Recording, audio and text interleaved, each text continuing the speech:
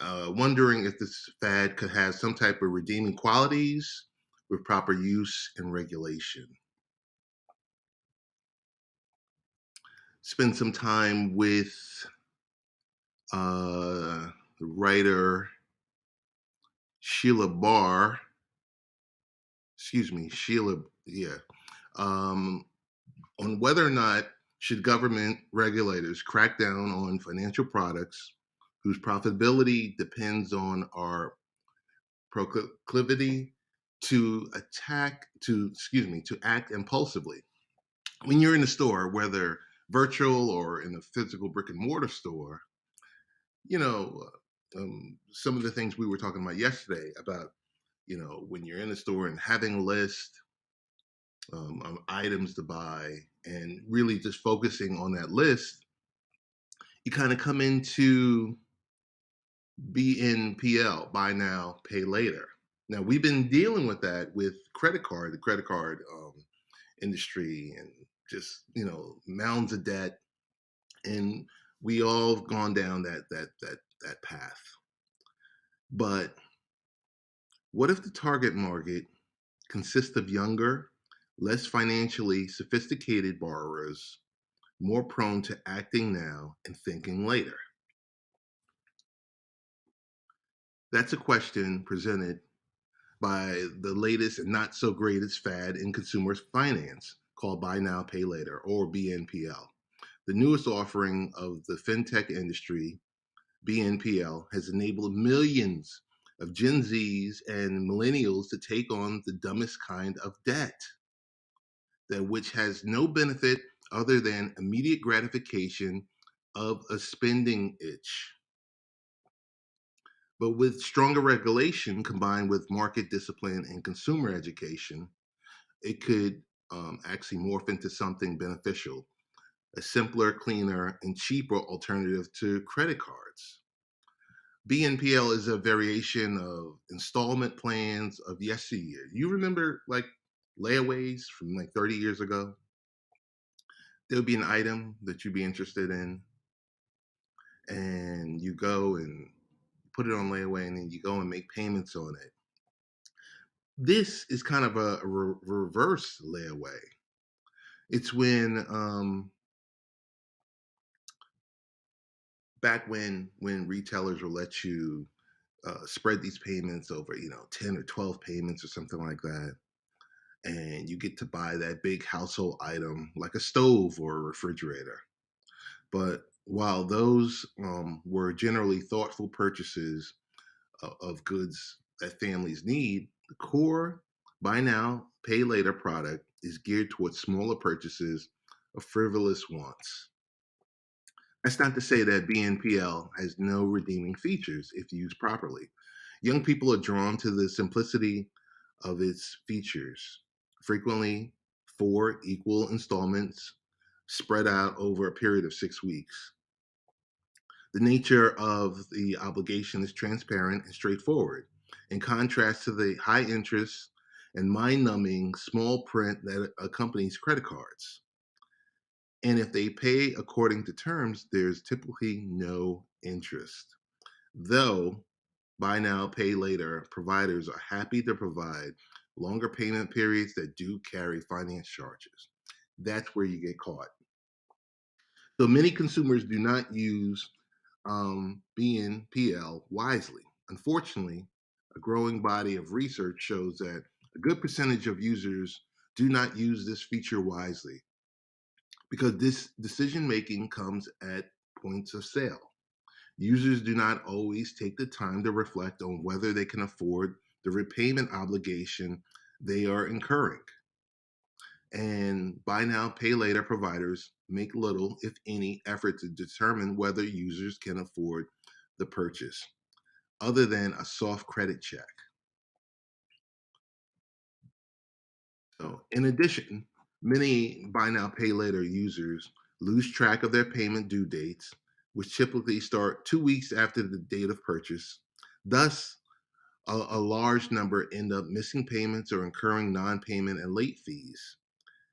There is the added risk that buy now, pay later automatic payment features trigger an overdraft adding bank fees as well. And even worse, some end up using interest bearing loans or credit cards to make good on their BNPL obligations. So let's look in Australia, where the buy now, pay later market is mature and pervasive. A regulatory study found that 15% of the users had to take out another loan to make their payments. And 1 in 5 had to curb spending on essentials to do so. In the UK, where buy now, pay later is also common, a major bank recently reported that 10% of its customers making these payments overdrew their checking accounts in the same month. You got to test drive this type of stuff. So, as a parent of a 20-something-year-old, target groups for buy now, pay later providers, I decided to test drive one of the fastest growing um, cards, which is and it's also one of the fastest growing stocks, a firm. So my skepticism grew as I saw that the recommended age for using this feature was 4 years and up. So I loaded the app, I linked it to my Amazon. I bought some bed sheets and was given two options: pay interest free in 4 equal installments over 6 weeks, or spread out my purchase over 6 months for an interest charge. So wanting to see the rate disclosures provided, I opted for the latter. And after checking my credit score, the app offered a 6 month, no interest or late fees um, option. So I already routinely get a few weeks of interest-free money on my credit card, and you know, mostly most people do. Um, or basically, it gives you the opportunity to pay off some of these balances in full. So the real thing is whether, young people are notorious for carrying card balances and falling behind on their payments. Because we all remember when we were in school and you're at your local college and you see um, Citibank would be there, or, whatever bank at the time, and whatever department store is there trying to sign people up for credit cards. Um, so if BNPL can provide a better alternative to credit cards for this population, I'm for it. Studies indicate that BNPL is cutting into credit card usage. That right there is a good thing because credit card debt is bad. Regrettably, it may be having an even bigger impact on debit card use. I watched CNBC and Max Levchin, the founder of the firm, was talking about their company and replacing the debit card. So it basically suggests that many users are now financing consumer purchases that they used to pay for in full. In addition, they're buying more, a lot more. And the reason these BNPL providers can extend credit interest free is because retailers pay them dearly for these transactions. Retailers that do it because BNPL boosts sales. Some buy now, pay later providers boast that the innovation increases sales by 20 to 40%. So, if so, retailers are benefiting at the expense of users' finances. Many are overextending, according to a recent study by Credit Karma. 1/3 of the BNPL users have fallen behind on one or more payments. So the question comes in about regulation. Instead of replacing the credit card debt, I fear buy now, pay later is creating more new burdens on cash flows of young households. One that already struggle under high levels of student debt, credit card debt, the rising costs of housing and food, to say nothing of all the entertainment subscription services they love. This is financially fragile population consists of households that have not yet built wealth and a stable earning capacity. Many they also lack sufficient financial understanding and discipline to resist the relentless marketing of some of these providers. So, should regulators crack down? The UK, Australia, and California have started tightening regulation.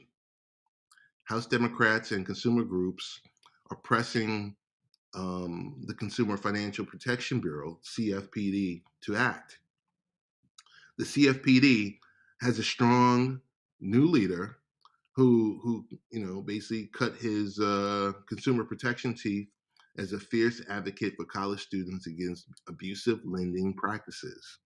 At a minimum, CFPD should also make sure that buy now, pay later providers are not exploiting any regulatory gaps.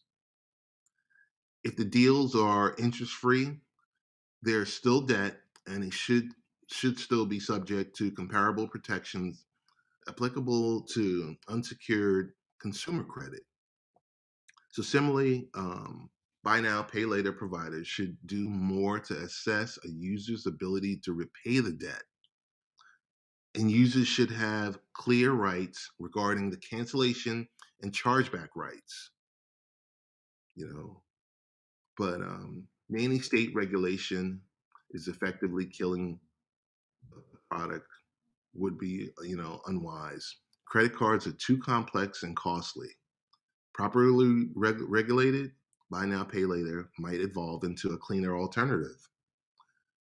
The market itself is already providing incentives for buy now, pay later providers to be more careful and freely lending to customers. Better financial education would also help. Unfortunately, we do a lousy job in that in the US. That is why, you know, I believe you have to create picture books for children and their parents about money basics to help them understand financial behaviors that will cost them money and impede their ability to build wealth.